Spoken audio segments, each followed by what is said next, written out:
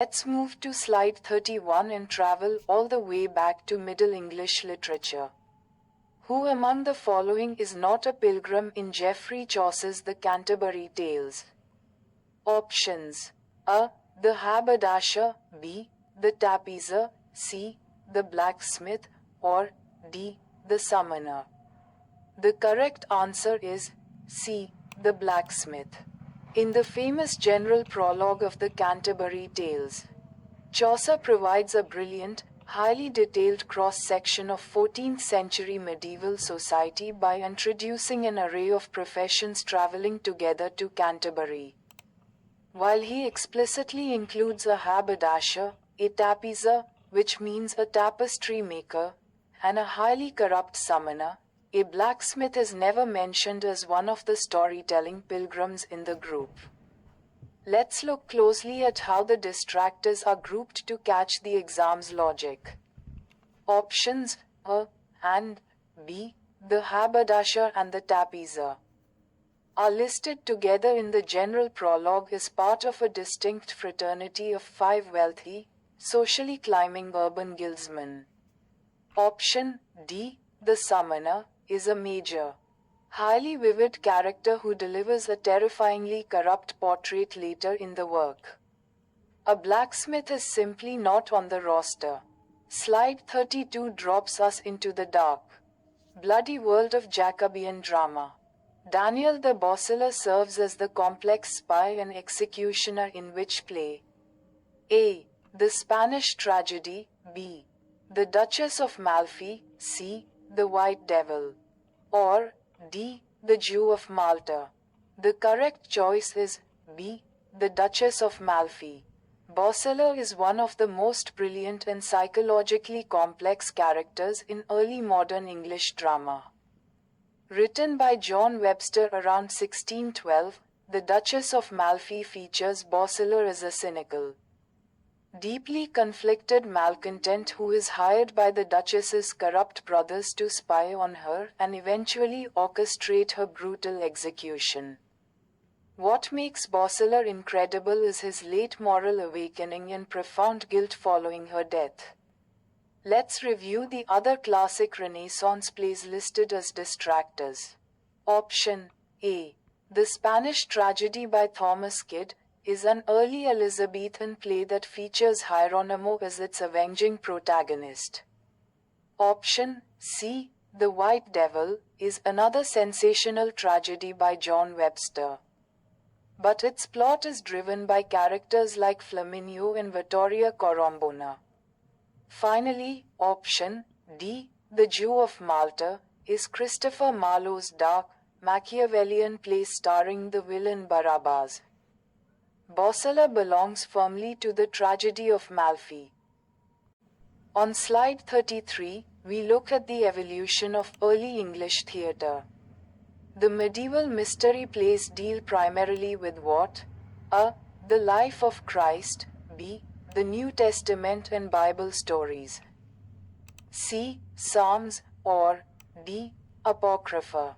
The correct answer is B. The New Testament and Bible stories. Medieval mystery plays, which are sometimes called miracle plays, were vernacular outdoor dramas produced annually by local trade and town guilds. Their main purpose was to bring scriptural history directly to the common people. A complete mystery cycle covered a massive, sweeping narrative arc ranging all the way from the initial creation in Genesis, through the Old Testament prophets, moving directly into the life, death, and resurrection of Christ, and ending with the terrifying day of judgment. Let's see why the other options are incorrect. While the life of Christ, option A, is undeniably the absolute emotional and theological centerpiece of these plays, the term mystery plays covers a much wider range of scriptural stories spanning both the Old and New Testaments. Option C, Psalms, are lyrical poems and songs used in liturgy, not dramatic plots. And option D, Apocrypha, refers to non-canonical religious texts. whereas these popular guild plays stuck strictly to the standard, canonical biblical narratives known to the Church. Turning to slide 34. Let's look at Edmund Spenser's massive Elizabethan epic. The Fairy Queen draws its narrative and legendary foundations primarily from which work? A. Utopia. B. Tottel's Miscellany. C. Morte d' Arthur. Or D. Orlando Furioso. The correct answer is C. Morte d' Arthur. When Spenser set out to write his sweeping, allegorical masterpiece The Fairy Queen, he wanted to create a national British epic that celebrated Queen Elizabeth I.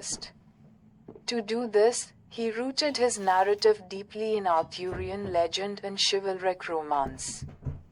Building directly upon the massive prose foundation laid down a century earlier by Sir Thomas Malory in his definitive compilation, Le Morte d'Arthur.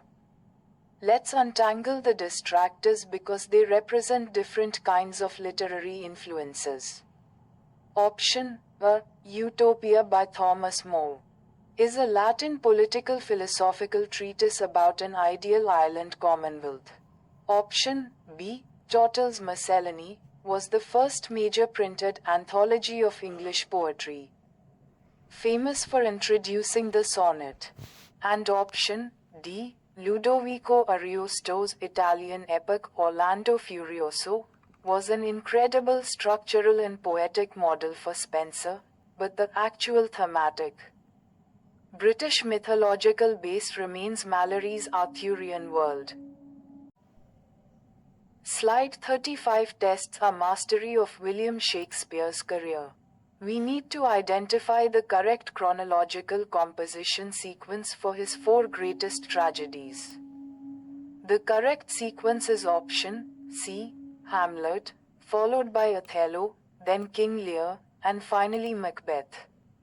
Let's map out the generally accepted historical timeline for these plays, which Shakespeare wrote in a brilliant, rapid burst of creative genius during the transition from the Elizabethan to the Jacobean eras. First comes Hamlet, composed right around 1600 to 1601. Next is Othello, written a few years later around 1603 to 1604. This was quickly followed by the bleak, apocalyptic world of King Lear around 1605 to 1606. And finally, Macbeth was composed right around 1606, written partly to appeal to the interests of the new Scottish monarch, King James I. Options A, B, and D are all incorrect because they either misplace Hamlet, which is definitively the earliest of the 4, or they mistakenly put Macbeth ahead of Othello or King Lear. Let's move to slide 36 and enter the elegant world of Augustan literature. Alexander Pope's An Essay on Criticism sums up the art of poetry as taught first by whom? A. Aristotle, B. Horace, C. Longinus, or D. Plato.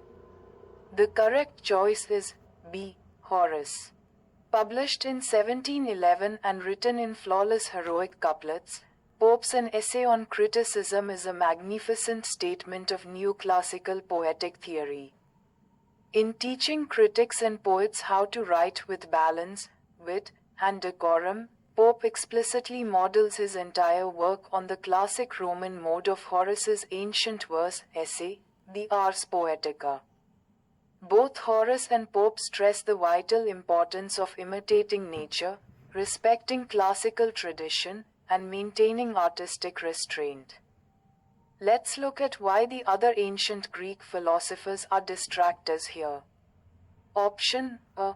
Aristotle focused on structural and formal analysis of drama and tragedy in his famous Poetics. Option C. Longinus looked at the emotional, elevated, and moving power of language in his treatise on the sublime. And option D. Plato was famously suspicious of poets. going so far as to argue for their complete banishment from his ideal state in the Republic. Pope's structural model is firmly Horatian. Slide 37 looks at the ferocious prose of Jonathan Swift. Swift's brilliant early work, A Tale of a Tub, is a direct satire on what? A. Science and morality, B. Art and morality, C. Dogma and superstition, or D. Fake morals and manners. The correct choice is C. Dogma and superstition. Published in 1704, A Tale of a Tub is one of Swift's most complex, dizzying prose parodies. On its surface, it tells a wild allegorical story about three brothers, Peter, Jack, and Martin, who inherit three beautiful coats from their father. Swift uses these brothers to ruthlessly skewer the religious excess, theological dogma, and sectarian superstition of the three major branches of Western Christianity: Roman Catholicism, Calvinist dissent, and the Church of England.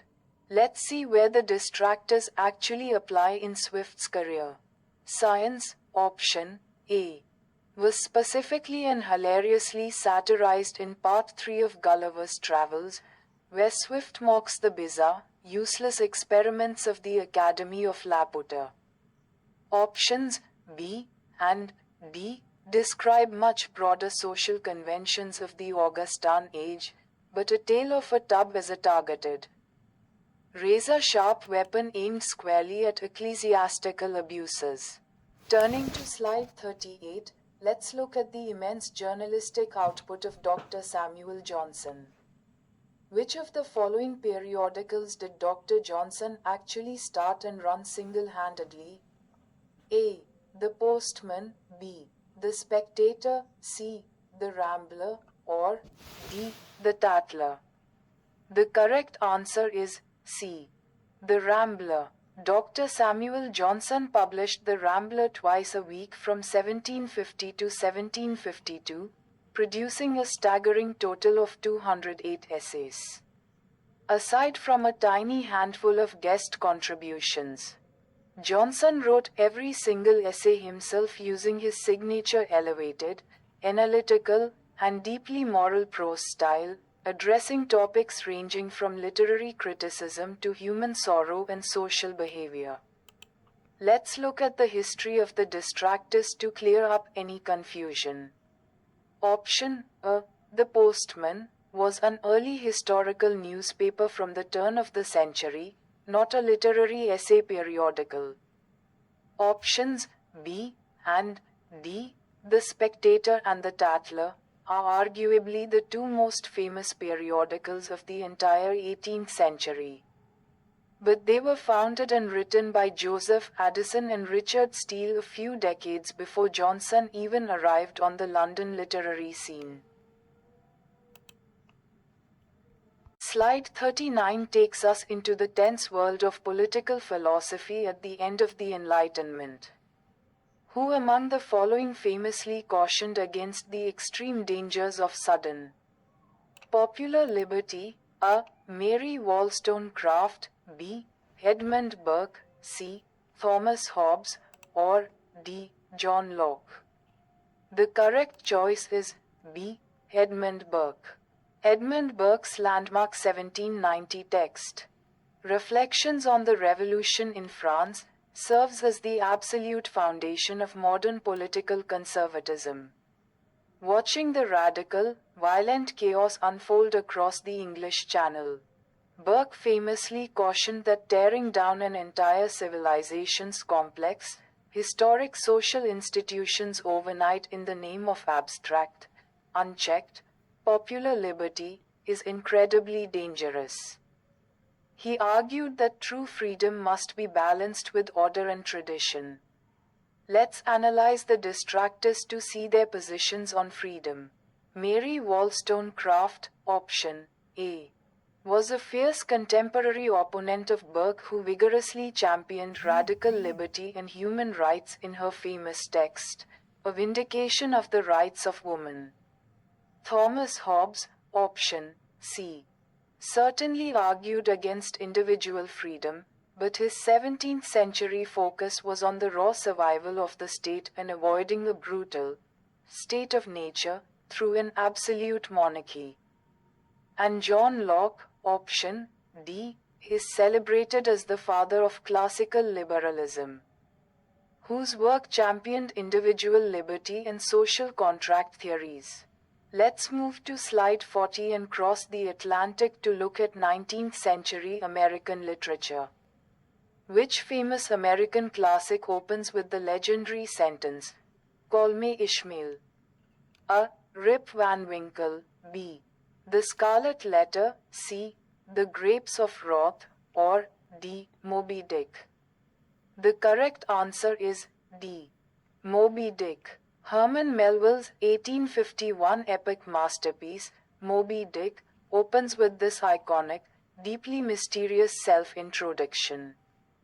Ishmael is the young schoolteacher who decides to go to sea to cure his melancholy, signing up as a crew member on the ill-fated whaling ship, the Pequod, commanded by the obsessive Captain Ahab. Ultimately, Ishmael serves as our narrator and the sole surviving eyewitness of the ship's tragic encounter with the great white whale. Let's see how the other American classics open to keep them distinct. Option A. Washington Irving's short story Rip Van Winkle opens with a scenic description of the Catskill Mountains. Option B. Nathaniel Hawthorne's The Scarlet Letter begins with a long introductory essay set inside a custom house before introducing Hester Prynne. And option C. John Steinbeck's 20th century novel The Grapes of Wrath opens with a bleak description of the natural devastation of the Oklahoma Dust Bowl.